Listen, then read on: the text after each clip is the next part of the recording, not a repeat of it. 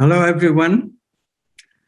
The subject is quantum spirituality, and whenever somebody hears the phrase quantum spirituality, they become curious. What is spirituality doing ahead of the word spirituality? Spirituality, of course, most people still understand what it means, although half of the population of the globe no longer believes in spirituality, or let's say that they don't believe. Among them are the scientists of today. It is a fact that science has adopted a new metaphysics, and that metaphysics squarely declares that matter is everything, and there is no spirit. There is no spirit, there is no spiritual values, and spiritual explorations are just humbug. So let me make it very clear. And this is the beginning, that we call it quantum spirituality because spirituality is no longer subject to attack as humbug. Quantum science, quantum physics, from the get-go has made it very clear that we cannot completely exclude the idea of consciousness from the discussion of reality. And of course, question then is that is consciousness spirituality? But consciousness at least opens the door to spirituality. So from the beginning, it has been clear in quantum physics, we have to be a bit optimistic that spirituality may come back in. And certainly the developments have taken us to a situation where we can declare that spirituality is back in, quantum physics cannot be understood without it, and more than that, the idea of quantum spirituality has been verified by experimental data. I'll share with you everything, but now let me go ahead and introduce the difference between what conventional spirituality entails and what quantum spirituality as an exploration means. The idea that science can be integrated with spirituality is fantastic. That revives spiritual traditions as is. However, there has been a problem both ways. It's not that spirituality and religions have been the party which has been forsaken by science, but religion and spiritual traditions in general have also been taking an attitude that science is less. What do you mean by that? Science is less in the sense, in fact, Upanishads were very clear about this. Science belongs to what is called aparavidya. Aparavidya is unimportant education, ordinary. If you want real meaningful education, you have to find paravidya, which is beyond the world. So this idea that the world is insignificant, the world is, some people went ahead and called it an illusion. The world is an illusion. This has caused a rift between scientific investigation and spiritual investigations from the get-go. Modern science, when it began with a huge battle with Christianity, the religious traditions that is prevalent in the West. And this caused further problem because Christianity has many prejudices of itself, many dogmas, and science initially was posited as the fighter of dogma that would free us from dogmatic education. And very quickly, the what is illusion was reversed. Now it is a scientist's turn to more and more claim that we don't really need the assumption of spirit. To give you an example, in the 18th century, there is a famous story about Pierre-Simon de Laplace, who was a great scientist, established the validity of Newtonian physics in the study of the heavens. He wrote a book called Celestial Mechanics, and in that book, he did not mention the name of God even once. Even once. So even Emperor Napoleon was impressed. So he summoned Laplace and asked him, Monsieur Laplace, why haven't you mentioned God in your book? Because that was the custom. Newton followed it, everybody followed it, until Laplace. And Laplace famously said, Your Majesty, I haven't needed that particular hypothesis. And ever since, materialists saw an opportunity to deny spirituality and religion completely. It started with a battle with Christianity, and science saw an opportunity that it can actually win the battle and completely devastate spirituality and religion. So this has been the history. Of course, they did not immediately declare that, yes, science and spirituality are two different things. So spiritual traditions, religions continued to influence our society, and that was good because we developed lots of good things in the 18th century. Of course, this audience, theosophists, you all know that one of the first to claim that no, there is something to spirituality and there could be a science for it is actually Madame Blavatsky, who amazingly, in the 19th century, this is before quantum physics, 19th century, before even Freud, who rediscovered consciousness in modern times. And Madame Blavatsky went to Tibet, was very impressed by Tibetan tradition and met particular spiritual people, which impressed Madame Blavatsky so much that she came back and founded theology. One of the avowed things about theology was an idea, a beautiful idea, which was called universal brotherhood. It claimed that people are connected. People all over the world are connected, just as spiritual traditions have been saying all along. Something else Madame Blavatsky claimed, which also made a mark, this is something that Easterners, India, Tibet, China, have always maintained, Japan, that we reincarnate, we take, death is not the finality, it seems, but we actually reincarnate. How, that was never explained, but we do reincarnate, was people insisted on that, spiritual traditions. And Madame Blavatsky proposed that, yes, we Westerners also may have to accept it because this is the truth. So this idea of universal brotherhood and reincarnation, how does that fit in? The very first axiom of Madame Blavatsky was consciousness is the ground of all being.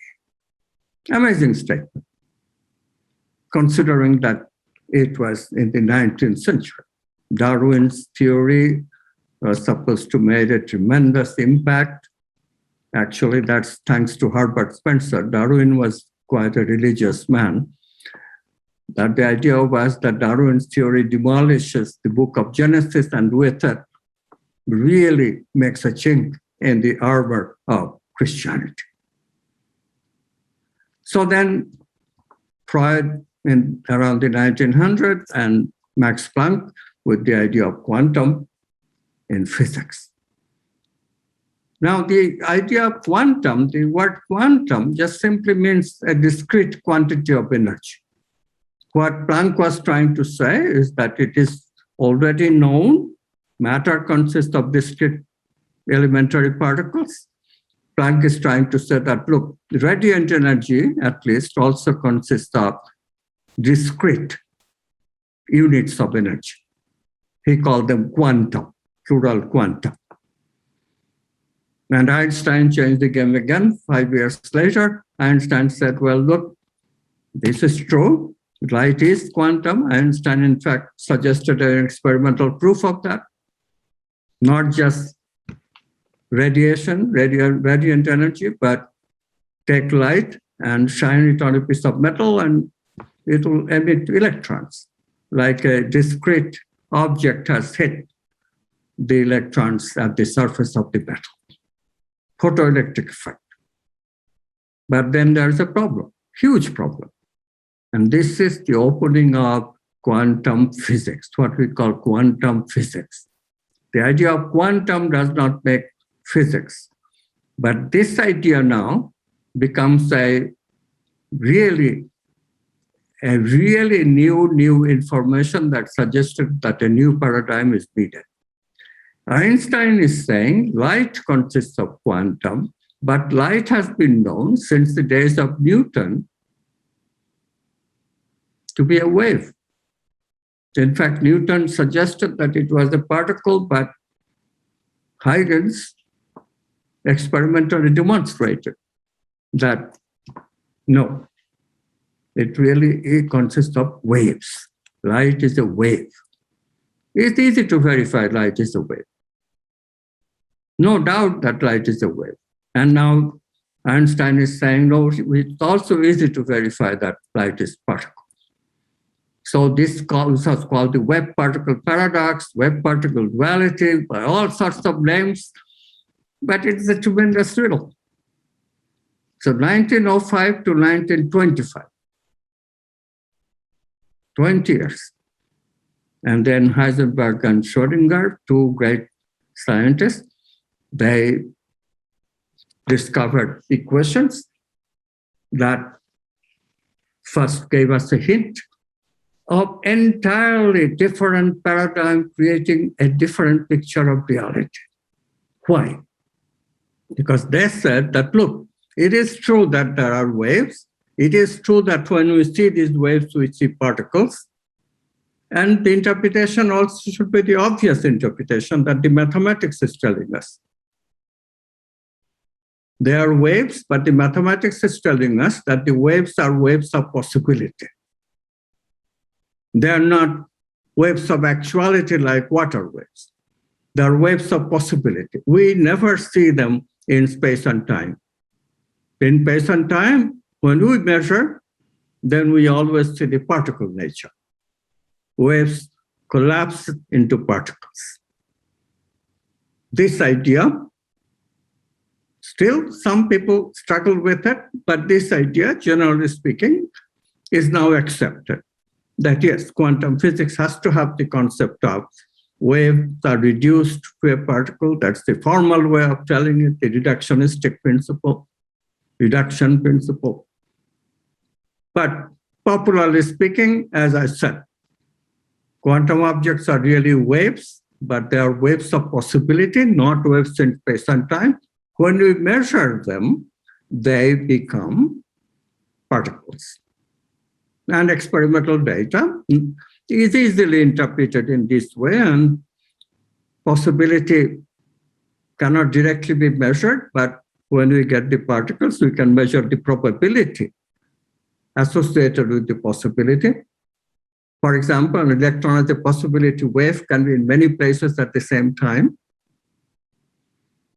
But when we measure electron appears only at one place, we cannot predict that the electron will appear over there or over here, but we can predict the probability of electron appearing here or there. So this probability interpretation satisfied some people, but truly, if you were really a good thinker, you have to think. These possibility waves do not reside in space and time. Where do they reside then? Where do they reside? This simple question. And then Einstein with two associates, one a graduate student, one a postdoc, Podolsky and Rosen, they wrote a paper in 1935. This paper is truly also a revolutionary paper, because in this paper, Einstein, Podolsky, and Rosen showed that if two quantum objects interact, then they can communicate instantly. They become correlated.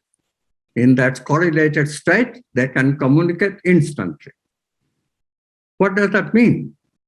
Probably nothing if you are a non-scientist, but any scientist knows that it means something absolutely astounding.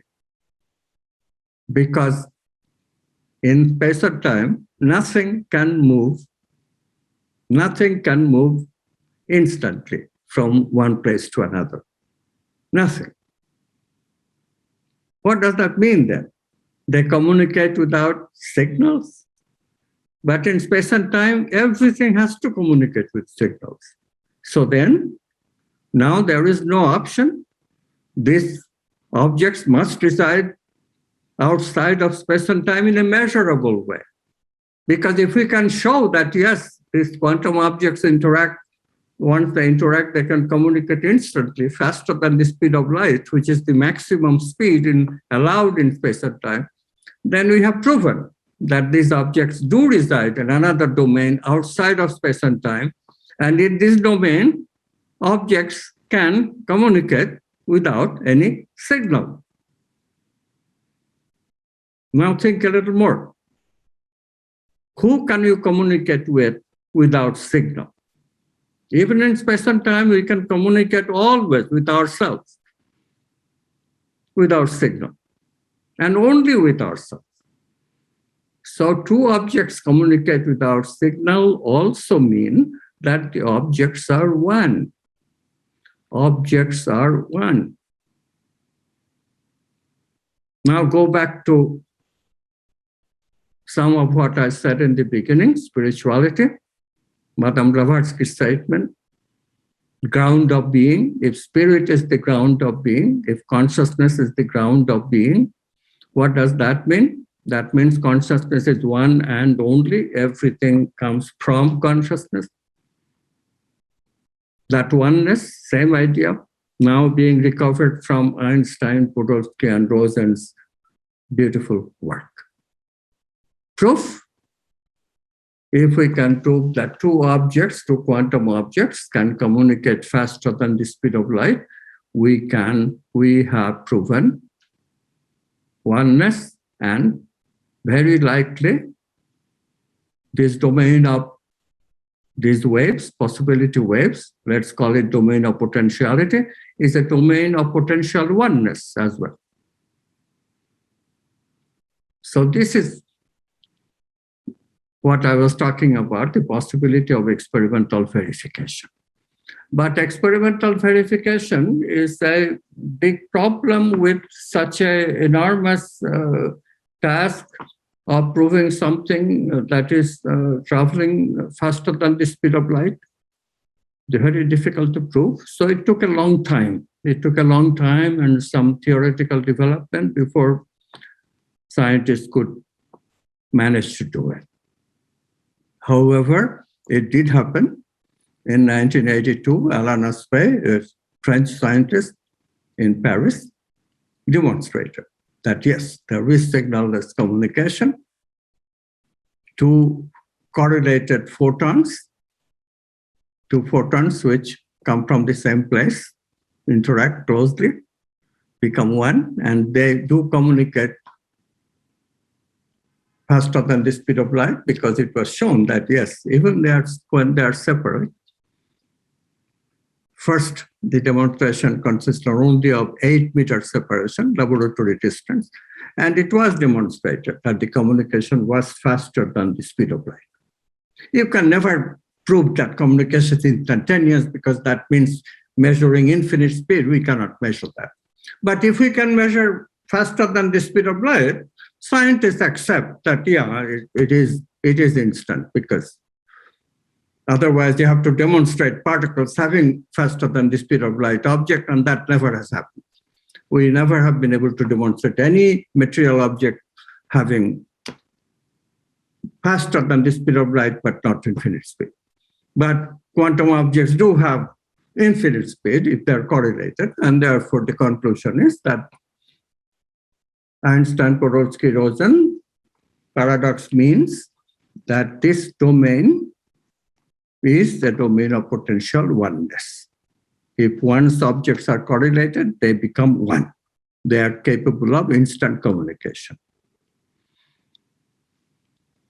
Does that prove that the contention that there is spirit, there is the oneness, consciousness is the ground of being? Not yet. Not yet. There is something else that was happening parallel. And this something else required another great scientist work. This was John von Neumann. Von Neumann was very curious about explaining the measurement process, what actually happens in a quantum measurement. I need to go into a little bit of details, but you all know that we cannot directly measure the electron in the sense that we see them. We cannot see them with our naked eye. They're too small.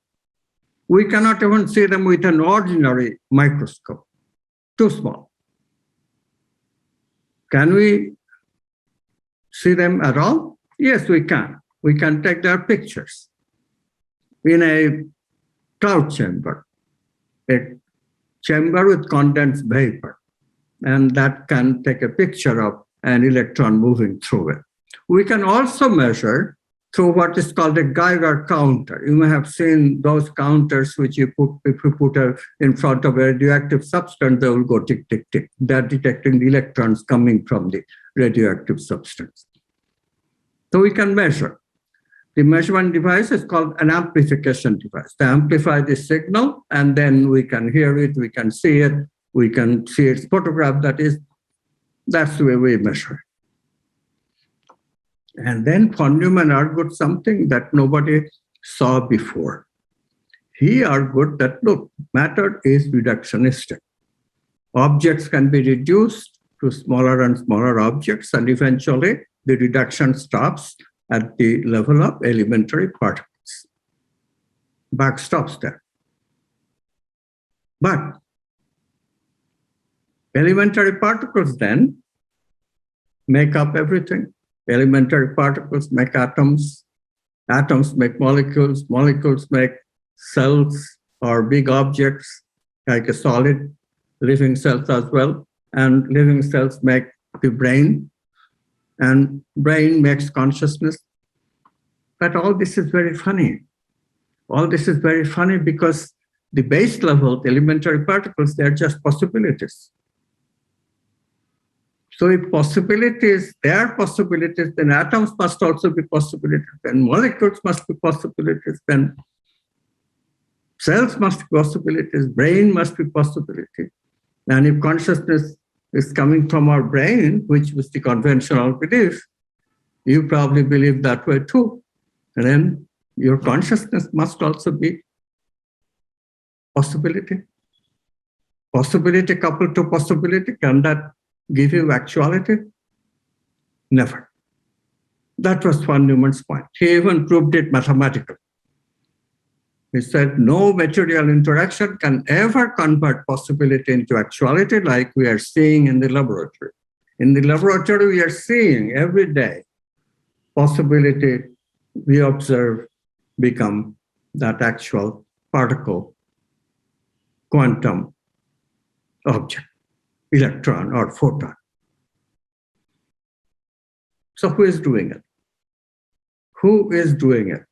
Consciousness, if it is brain phenomenon, cannot do it. But there is a way of thinking about consciousness that religions talk about. That's the dualistic model. Consciousness is not matter, but a dual object. Our consciousness does not belong to the brain. It's not a brain product, but consciousness is outside of the brain. It influences brain anyway as a dual object. So von Neumann thought it is the observer's consciousness that is outside the jurisdiction of quantum physics. Is not a possibility because it does not obey quantum physics. Therefore, when the observer looks, it's really his consciousness looking, and it is that consciousness that chooses out of all the possible positions, the particular position in which the electron has to appear. It's all the doing of the consciousness of the observer. Was the problem solved? Well, People do not like dualism, but that's and a philosophical explanation. That's not science. Philosophical objection, that's also not science. What does science say? So for a while, everybody was puzzled, but then another great scientist, Eugene Wigner, he figured out their objection. Suppose you are measuring a given situation and your friend also are measuring. To think in a concrete way, let's think of a traffic light, quantum traffic light. Two values, red and green. So traffic light with possibilities of red and green, and you are approaching from one street and your friend is approaching from the perpendicular street. You this way, friend this way. Both will want green. Today, can you imagine anybody wanting red while he or she drives? Everybody wants the green. But who gets the green? If both gets the green, pandemonium. So Wigner said that, look, this is a paradox. Who gets to choose cannot be solved by any way, any thinking. Individual consciousness, therefore, cannot do it. And lo and behold, this was in the 60s, and people could not solve this problem. People could not solve this problem.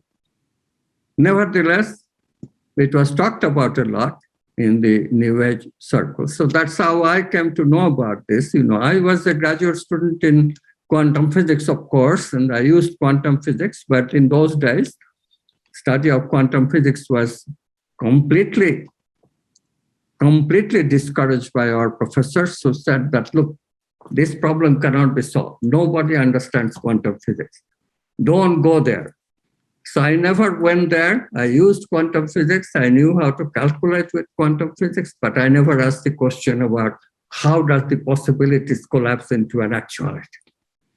But then I read a book which said the sentence, beautiful sentence. I became very interested. We choose our own reality. This guy's name is Fred Alan Wolf, and he quoted von Neumann. He said, von Neumann said this, and I looked at the proof. Yes, it makes complete sense. And then I became interested in solving the paradox. So that's my story. My story ended in a very good news, however, because in 1985, finally, while a very heated discussion with a friend, the solution dawned on me. I didn't know at the time that Madame Blavatsky unknowingly has given the same solution. Of course, also, I should have known, but I didn't. Upanishads discovered that truth 7,000 years ago, and that truth has been discovered again and again by spiritual traditions. But I was truly a materialist. I didn't know any of it. And so naively, my thinking was, all of a sudden, this sudden insight of creativity told me that if consciousness is the ground of being, and that chooses, then look, there is no paradox, because both observers come from the same consciousness, right? That oneness. And so oneness is chosen, and there is no paradox. Who gets to choose? Choice is always choice of oneness.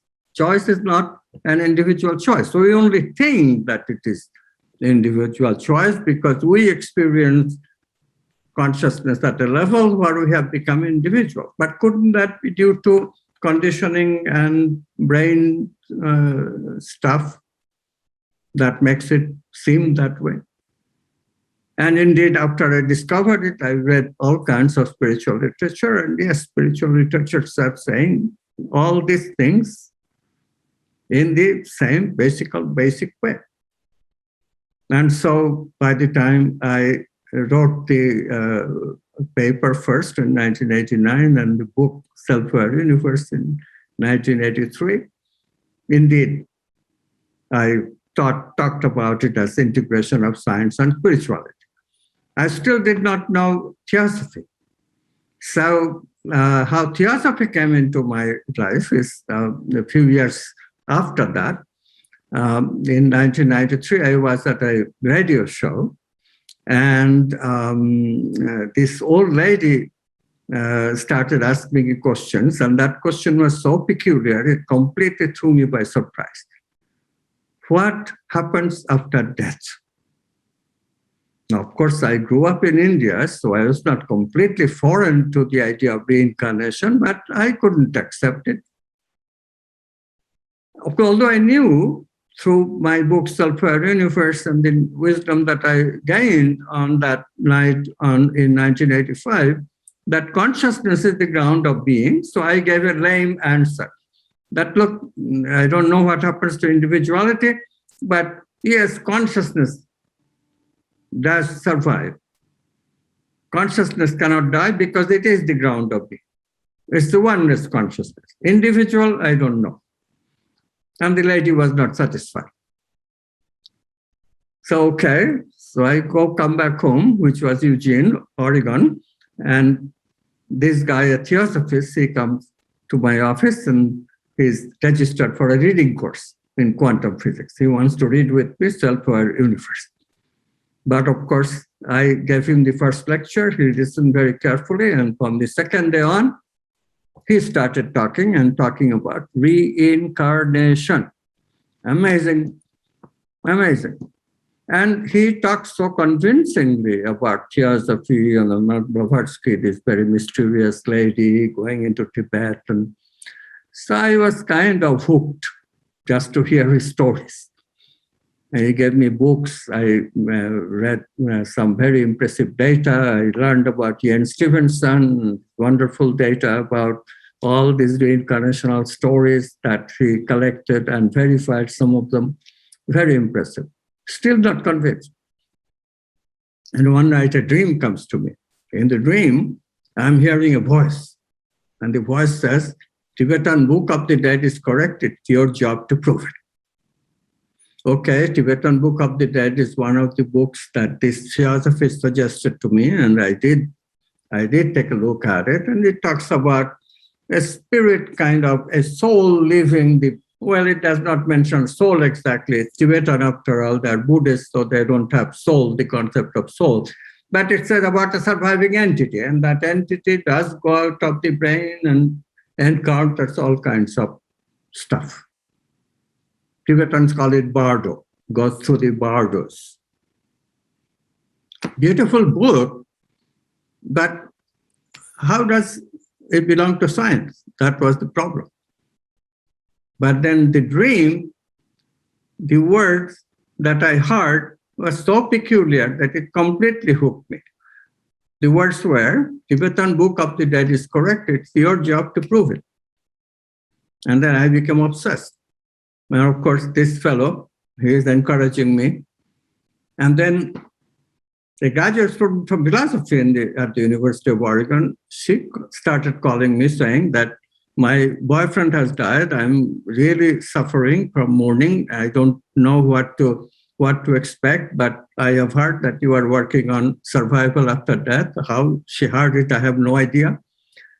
And so she insisted that I should talk to her and help her cope with the boyfriend's death. So I gave in, and okay, I objected, but she started coming.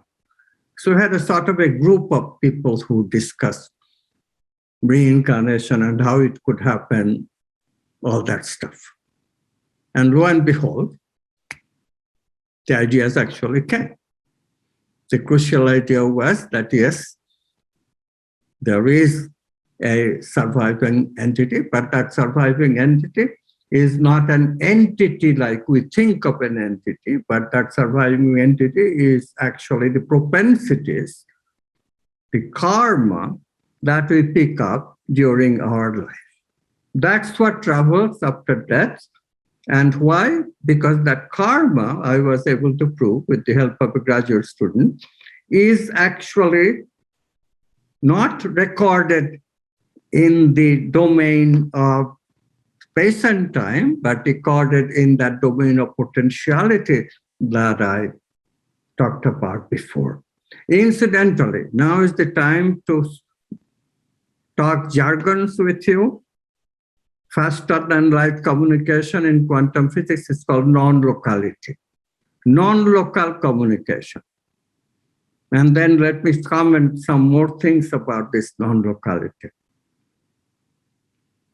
So non-locality is also oneness, potential oneness, because any two objects can interact in this domain and become one. And non-locality is also guarantee that something is available in all space and all time. There is no marker that this belongs to this space. In 21st century, if I die, my karma has no marker because it's non-local memory. It's stored in that non-local domain. In fact, the Upanishads knew it. They called it Akashic memory. Akasha means outside of space. So everything started fitting so amazingly that I eventually wrote a book called Physics of the Soul. Now, what is very interesting, one last comment about theosophy, which is that this idea of non-locality, look at how similar this idea is with the idea of universal brotherhood. Only difference is that the universal brotherhood that theosophists proposed is not a brotherhood per se, it's a potential brotherhood. We can, if we want to, first of all, and then we have to establish this communication with non-locality. But the beginning is that I want to be one with you, I want to be your brother. And so the idea of brotherhood is wonderful because, we are not a brother usually with somebody, but we establish a brotherhood by what? By shaking hands, by doing namaskar and making a relationship. So what does that take us? These ideas that we are talking about, where do then they take us? They revive spirituality. They revive spirituality because spirituality is saying the same thing, starting from the Upanishad to Chinese teachings of Lao Tzu to Socrates and Plato in Greece to Jesus in the Middle East. They are all talking about this idea of oneness. My Father and I are one, said Jesus. So, oneness is the common beginning of all spiritual traditions and all religions. Okay, most of religions, there are some minor religions who do not have the concept of oneness. So, science and spirituality then has been integrated, that can be said. But how about that idea of that the world got to be illusion? Let's examine that. That idea is faulty. Faulty, why? Because there is a fundamental difference between the world and illusion. If you have looked at illusion ever, if you haven't, go on a summer day and look at the asphalt road, you will see water-like images. That's an illusion. There is no water there. It seems like that because of the trick called refractive images that happens, and you mistake it as image making. But there are really no water and no images. They're just refraction of light playing tricks on your eyes. Mirage. And this mirage is an illusion because as you go near, your mirage disappears. Illusions disappear. All illusions that ever has been created, nobody has found an illusion which stays put, which is permanent. Yes, the illusion that the world is also disappears if I close my eyes. Not entirely, I still can hear, but forget about that. Suppose I interact with the world just with the eyes. I close my eyes, the world disappears. But guess what? I open my eyes, the world persists. And this is the thing that is common to all of our experiences. The world persists. It does not go away like an illusion. Not only that, scientists have convincingly shown that the world evolves. Life within the world, that evolves. Evolution is a fact. Illusions do not evolve, cannot evolve. So in this way, that illusion idea has to be re-examined, and one has to replace it by saying that yes, the manifestation has an illusory aspect, to be sure, but what it creates is not illusion. What it creates is purposive, what it creates is value, and this is what spirituality is about, the spiritual values. The reason for creation is that we discovered the purpose of the world, the meaning of the world. We discovered that the meaning of the world is given by the spiritual values, which Plato called archetypes. We have chosen the same name. And this is what we explore, and that exploration is the goal of the world. So what happens to spirituality then? Let me remind you that people who believe that the world is illusion, what do? They say that this world is illusion, and therefore believing in the world is also ignorance, because you are believing in illusion, what is not reality. So the only thing you can do is to really explore reality, which is consciousness, which you go to the oneness. So explore that and become one. That's reality. You live in reality. They're constantly saying the spiritual tradition, get real. Just as scientists today say, get real, the opposite from the opposite place. Consciousness is just a concept. Look, we cannot see it. We only see our body, and get real. Believe only in the brain. But if you give up all this illusion talk and accept the fact that none is illusion, yes, one is more abstract than the other, but matter is also abstract today. Matter is no longer real in the old sense, in the Newtonian sense. Matter consists of possibility. Possibility is also an abstract concept. It's just a thing, concept, idea. So both consciousness and matter has become ideas. So you have to accept that the world begins as ideas. Consciousness interacting with matter gives us something that is concrete. But what does it give us? It gives us an experience. And experience has two poles. One is the object, the other is the subject, the I. And this is fundamental. So this I, which is what the spiritual traditions pursue, that's a legitimate pursuit. And we should pursue it too. But how do we pursue the I? Spiritual traditions say you have to leave the illusion behind and search for the I. And this is a very complex thing, because nobody can say, how do I pursue it? How do I pursue? Nobody can tell you. So their only method they can give is that you would do this thing.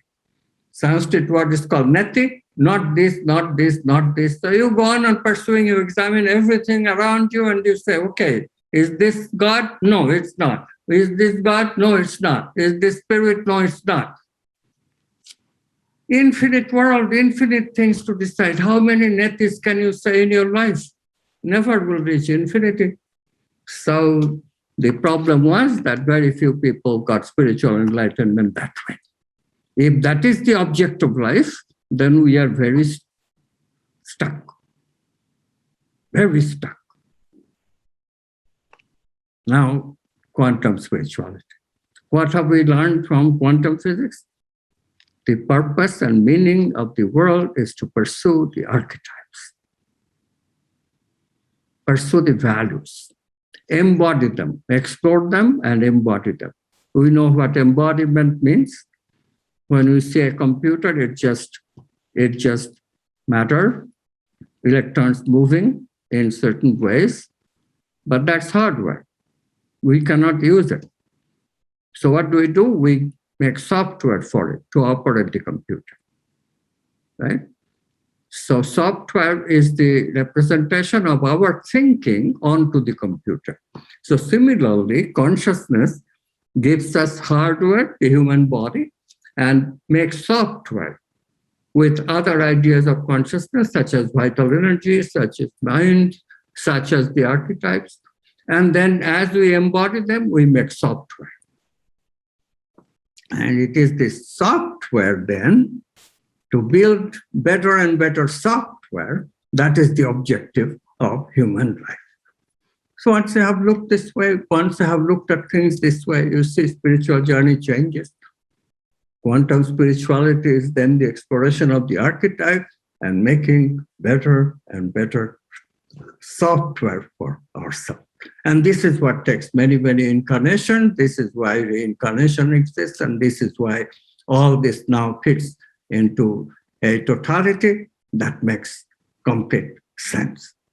Finally, another word about verification, which is that two experiments.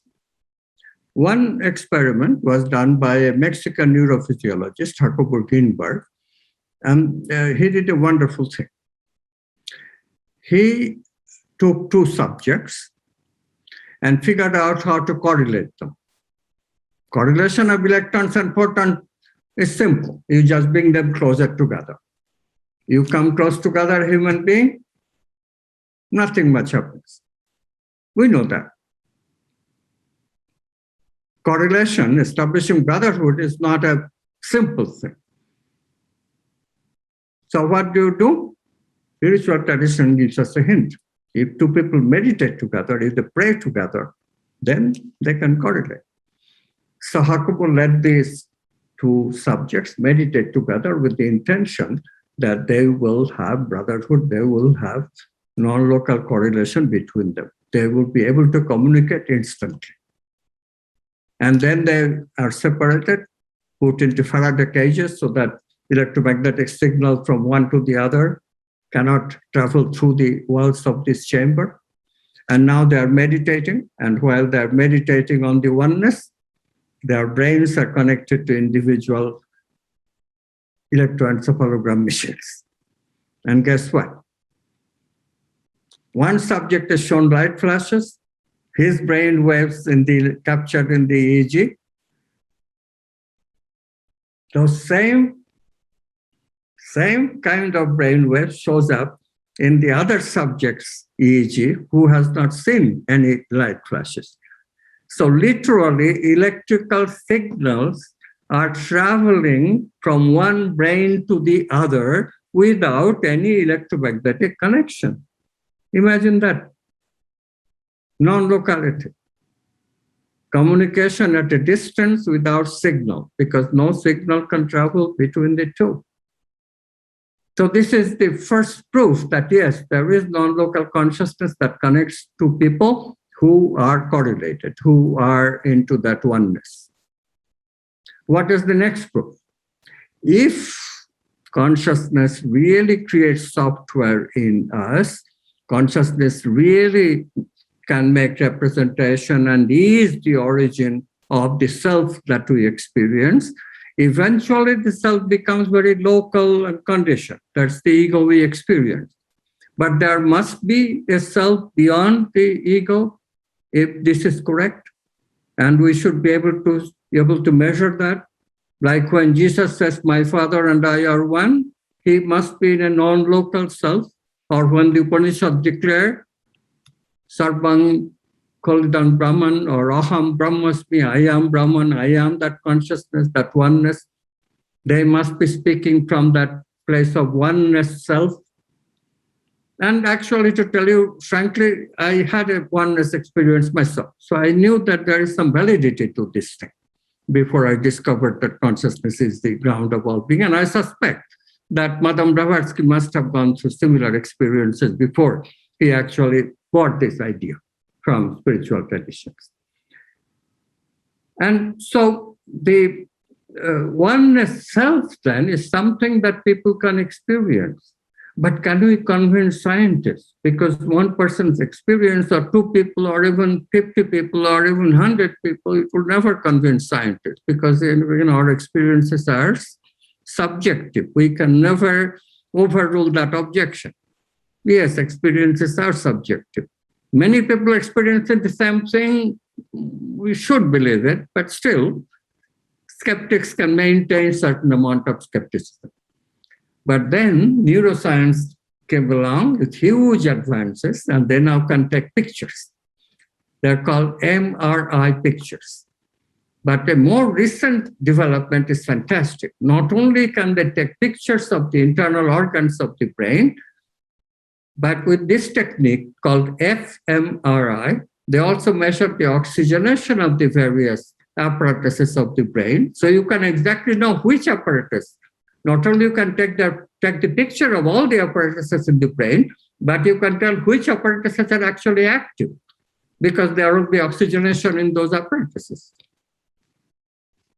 Guess what? People who meditate pretty much every day, pretty much like ours, for 30 years, then experimenters measure with fMRI, took the pictures of their brain. And they found that the brain radically changes. The brain actually changes from the local brain which ordinary people have. If you take ordinary people's fMRI, what you find is that when a person does a task, the consciousness goes from the task-related areas to the little place in the neocortex that called it self-agency area, the rest place of ego. When the ego is not doing anything, that's where the self is located, very local. However, for people who meditate like that through their whole life, their brain completely changes. When their brain is examined with fMRI, one finds that it is all the brain's different apparatuses, they're all simultaneously active and active with coherence. This is the amazing thing. Coherence, phase coherence, like two waves looking the same way, called phase coherence. You can think of it dancing in a chorus line, dancing in phase. This phase coherence, all these parts of the brain, they have become, they are waving, right? That's what brain waves are, different parts of the brain wave. And we usually talk about average brain wave, but now it's not an average anymore. Every part of the brain, or most of the brain, every part is dangerous thing, epilepsy, but most of the brain, they are dancing in step with each other. They are waving like in phase. And what does that mean? The brain has become non-local brain, a quantum brain, a coherent brain. That's what it means. What made the difference? Obviously, meditation takes us into a living that we can call living in a quantum self. The self is no longer like our Newtonian conditioned self. Self has become God-like, spirit-like. In that self, we can very well experience that God and I are one, like Jesus. And this is what, of course, these people, these very fantastic, wonderful masters whose brain was measured, they have achieved. So that concept of enlightenment has come back to us. But what did they really do? They did not give up the world. Otherwise, they would never agree to their brain being measured. They never gave up the world. They instead investigated loving kindness with their meditative practice. Loving kindness is one of those archetypes that Plato talks about. Loving kindness combines two archetypes, love and goodness. Loving kindness. So these people have embodied loving kindness in their brain, and this is why the brain has become so special that it leaves